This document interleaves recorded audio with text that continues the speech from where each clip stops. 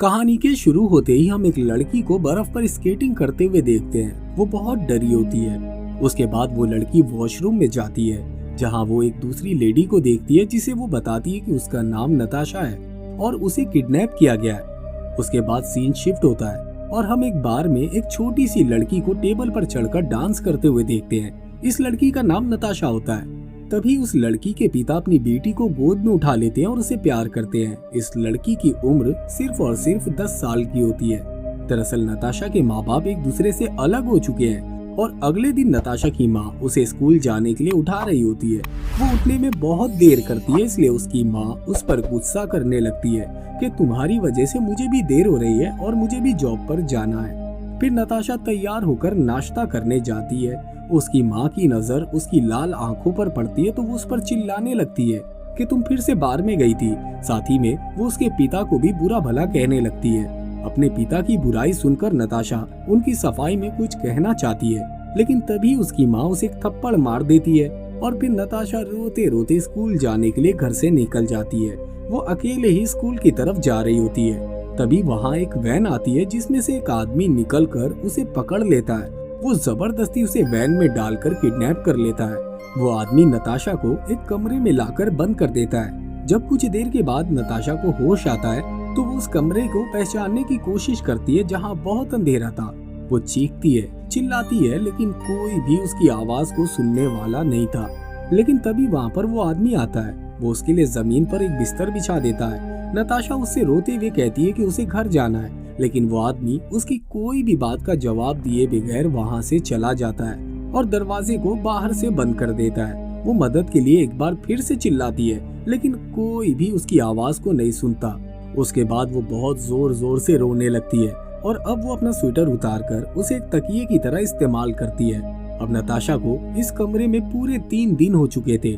Kidnapper Natasha के लिए कुछ बिस्किट्स लाता है, साथ ही में वो उसे एक स्टोरी भी सुनाता है। नताशा बिस्किट खाते खाते और उस स्टोरी को सुनते सुनते सो जाती है। तभी किडनैपर वहाँ से जाने लगता है, पर नताशा उसे गुड नाइट विश करने को कहती है, जैसा कि उसकी माँ उसे किया करती थी। सोने से पहले वो किडनैपर भी ठीक उसे उसी तरह गुड नाइट विश करता है, जिस तरह उसे उसकी माँ किया करती थी। अब नताशा को गायब हुए पूरे 3 दिन हो चुके थे और उसकी मिसिंग रिपोर्ट सारे न्यूज चैनल और पेपर में आने लगी थी। इस न्यूज को किडनैपर भी अपनी ग्रैनी के साथ बैठकर देखता है। उसकी ग्रैनी ये बात नहीं जानती कि नताशा इसी घर में मौजूद है। अब उस रात को किडनैपर नताशा का हेयर वॉश करता है। वो उस पर बहुत चिल्लाता है कि उसके पेरेंट्स अच्छे नहीं है। वो उसके बदले में उसे इतने पैसे नहीं दे रहे जितने की वो डिमांड कर रहा है। ये सुनकर नताशा कहती है कि वो लोग इतने अमीर नहीं है कि पैसे दे पाए। ये सुनकर किडनैपर को गुस्सा आ जाता है। वो बीच में ही उसका हेयर वॉश करना रोक देता है और वहाँ से चला जाता है। तब नताशा खुद ही अपना हेयर वॉश करती है। अगली सुबह किडनैपर अपनी माँ के साथ टीवी देखता है। तभी डोरबेल बजती है। पुलिस वहाँ आती है और उसकी वैन की चेकिंग करने को कहती है। वो पुलिस वालों के सामने खुद को इनोसेंट दिखाता है और कहता है कि मैंने न्यूज में नताशा के बारे में नहीं देखा था। उसे मालूम था कि पुलिस उसके पास जरूर आएगी और पुलिस उससे पूछताछ करके चली जाती है। अब रात में नताशा अपने पेरेंट्स को याद कर रही होती है। अगले दिन किडनैपर उसके लिए ब्रेकफास्ट लेकर आता है। साथ ही में वो वहाँ एक इंटरकॉम भी फिट कर देता है ताकि ऊपर बैठकर वो उसकी बातों को सुन सके। अब पूरे 183 दिन यानी कि 6 महीने हो गए थे नताशा को किडनैप हुए। अब नताशा तो चेयर को कपड़े पहनाकर उन्हें पढ़ाने की कोशिश कर रही होती है। वो पेंसिल से दीवार पर डोर लॉक बना लेती है और उसे खोलने की कोशिश करती है। तभी टेलीकॉम से किडनैपर की आवाज आती है। वो पूछता है कि क्या उसने ब्रश कर लिया। थोड़ी देर के बाद जब वो नीचे आता है तो नताशा भागने की कोशिश करती है, लेकिन वो उसे पकड़ लेता है। नताशा की इस हरकत पर किडनैपर उसे भूखा रखता है। नताशा टेलीकॉम पर चिल्लाती है कि उसे भूख लगी है। उसने 4 दिन से कुछ नहीं खाया, उसे खाना चाहिए। वो अपनी माँ के पास वापस जाना चाहती है। इस तरह पूरे 4 साल बीत जाते हैं। नताशा अब जिस्मानी और दिमागी तौर पर काफी कमजोर हो गई थी, क्योंकि किडनैपर उसे कई दिनों तक भूखा रखता था। इस तरह नताशा को अब पूरे 1695 दिन हो जाते हैं किडनैपर की कैद में। किडनैपर उसे नहाने के लिए बेसमेंट से बाहर निकालता है, लेकिन वो अब भी चौकन्ना रहता है, क्योंकि उसे अब भी नताशा पर भरोसा नहीं था। उस दिन किडनैपर की ग्रैनी फिर आती है, जो हर वीकेंड पर उसके घर आती थी और उसके घर का काम और खाना भी बनाकर उसे दे देती थी। जब वो उसे खाना देती है तो वो उसके कोट पर बाल देखती है और उसे पूछती है कि क्या तुम्हारी कोई गर्लफ्रेंड है, जिसका वो किडनैपर कोई जवाब नहीं देता, क्योंकि इस सवाल से वो काफी ज्यादा डर गया था। जब उसकी ग्रैनी चली जाती है तो वो नताशा को ऊपर लाता है और उसके सारे बालों को काट देता है। आज पूरे 1837 दिन हो चुके थे नताशा को किडनैप हुए। नताशा आज बहुत खुश थी क्योंकि आज क्रिसमस था। वो क्रिसमस के ट्री को डेकोरेट करती है और एक गिफ्ट को भी पैक करती है।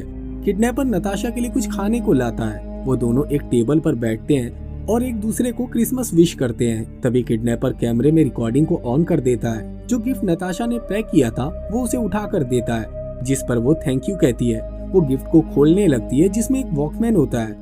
वो दूसरा गिफ्ट भी खोलती है जिसमें वो बुक होती है जो वो रोज पढ़ती है। ये देखकर वो किडनैपर के गले लग जाती है और उससे रिक्वेस्ट करती है कि आज इस क्रिसमस वाले दिन वो उसे उसके पेरेंट्स से मिलवा दे। ये बात सुनकर वो किडनैपर गुस्सा करता है और कहता है कि अब मैं ही तुम्हारी फैमिली हूँ। वो कहता है कि अब तुम नताशा नहीं हो, अब तुम विवियाना हो और तुम मुझे वुल्फ गैंग बुला सकती हो। कुछ दिनों के बाद वो अपना सीमेंट से भरा हुआ रूम साफ करने को कहता है। वो रूम को साफ कर रही होती है, तभी वुल्फ गैंग सीमेंट का एक बैग फाड़ देता है और सीमेंट उड़कर नताशा पर गिर जाती है। वो कहती है कि अब मुझे शावर लेना है। वुल्फ उसे आज अपने साथ ही सोने को कहता है। जब वो दोनों कमरे में जाते हैं तो वुल्फ उसका एक हाथ रस्सी से और दूसरा सिरा अपने हाथ के साथ बांध देता है ताकि रात में सोते हुए वो भाग ना जाए। अब अगली रात वो दोनों इंटीमेट होते हैं। नताशा उसे गार्डन में घूमने के लिए कहती है। वुल्फ उसे थोड़ी देर के लिए बाहर ले जाता है। उसे वो वापस उसी बेसमेंट में लाकर बंद कर देता है। अगले सीन में हम देखते हैं वुल्फ उसके लिए कपड़े लेकर आता है ताकि वो उसे पहनकर उसके सामने रहे। अब वुल्फ को नताशा पर थोड़ा थोड़ा भरोसा हो गया था, इसलिए वो उसे बाहर ग्रोसरी स्टोर पर लेकर जाता है। जब वो उसके पास नहीं होता, नताशा भागने के बारे में सोचती रहती है, लेकिन तभी वो वापस आ जाता है। कुछ दिनों के बाद वो उसे बेसमेंट से अपने रूम में लेकर आता है और उसे एक गिफ्ट भी देता है। दरअसल ये व्हाइट वेडिंग ड्रेस थी। साथ ही में वो उसे एक लिपस्टिक भी देता है ताकि वो तैयार हो जाए। वुल्फ ने अब नताशा को अपनी वाइफ बना लिया था, लेकिन नताशा के मन में कई सवाल थे जो वो मौका देकर उससे पूछने लगती है कि आखिर वुल्फ ने उसे ही किडनैप क्यों किया।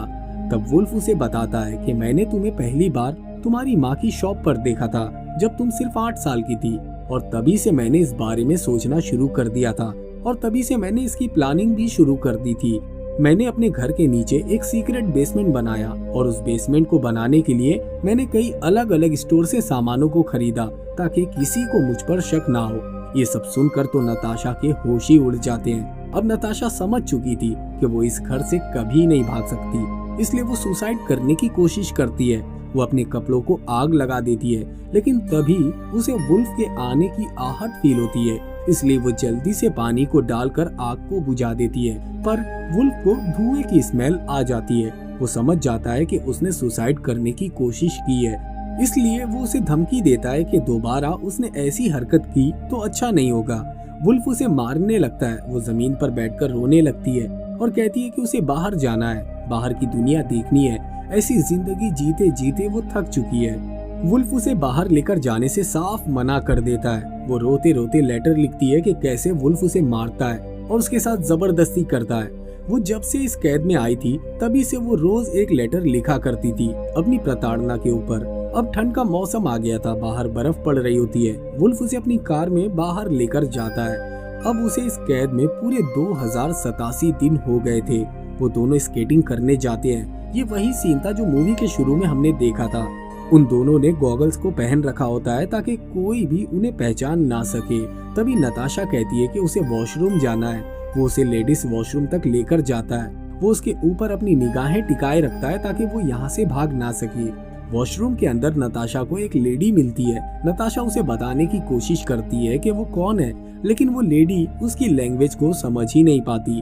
नताशा ये सब देखकर खुद को बहुत बेबस फील करती है। वो लेडी वॉशरूम से बाहर निकलते ही नताशा का नाम लेने लगती है। वुल्फ समझ जाता है कि अंदर क्या हुआ होगा और नताशा को वापस घर ले जाता है। वो रास्ते में पूछता है कि वॉशरूम में क्या हुआ था, लेकिन नताशा तो उसे कुछ भी नहीं बताती और कहती कि वहाँ कुछ भी नहीं हुआ। ये सुनकर वुल्फ को गुस्सा आ जाता है और वो उसके मुंह पर थप्पड़ मारता है और उसे उस वक्त तक मारता रहता है जब तक कि वो जख्मी नहीं हो जाती।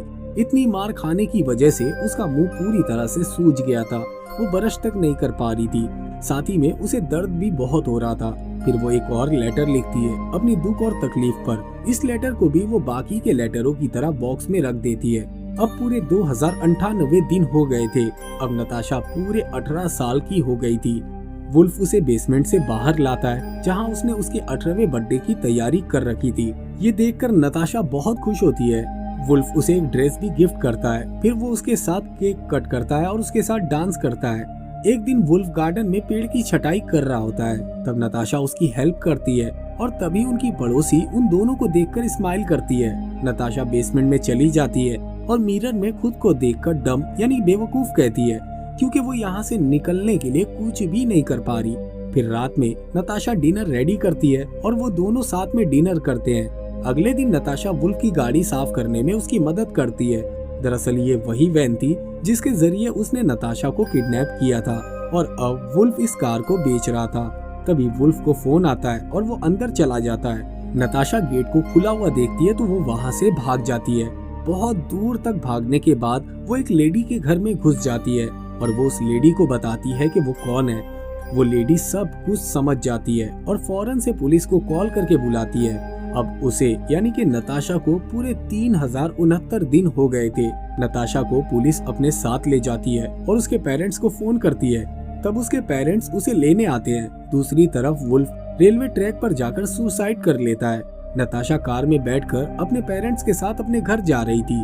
नताशा जानती थी कि वुल्फ को कभी पकड़ा नहीं जा सकेगा, क्योंकि वो कहा करता था कि वो जब भी यहाँ से भागेगी वो खुद को मार डालेगा। और इसी के साथ ये मूवी यहीं पर खत्म हो जाती है। दोस्तों, अगर आपको हमारा ये वीडियो पसंद आया हो तो वीडियो को लाइक करके चैनल को सब्सक्राइब कर दे और हाँ, बेल आइकॉन के बटन को दबाना ना भूले। फिर मिलेंगे अगले वीडियो में। जय हिंद।